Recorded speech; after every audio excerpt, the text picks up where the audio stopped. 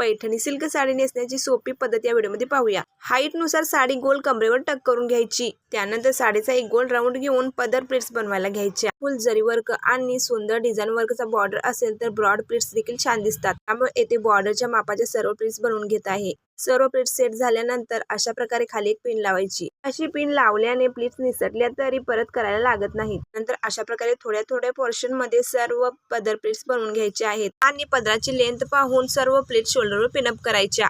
शोल्डरवर pin up करून झाल्यानंतर upper pleats अशा प्रकारे सेट करायच्या आणि त्यानंतर साइड फिटिंग बनवायला घ्यायचे। साइड फिटिंग बनवण्यासाठी अशा प्रकारे कमरेवर साडीचा काठ तिरका ठेवायचा आणि छोट्या छोट्या अशा प्रकारे 3 ते 4 प्लीट्स बनवून घ्यायच्या। साइड फिटिंगच्या प्लीट्स हायलाइट करायच्या आणि साइड फिटिंग सिक्युअर करण्यासाठी आतूनच अशा प्रकारे येथे एक पिन लावायची।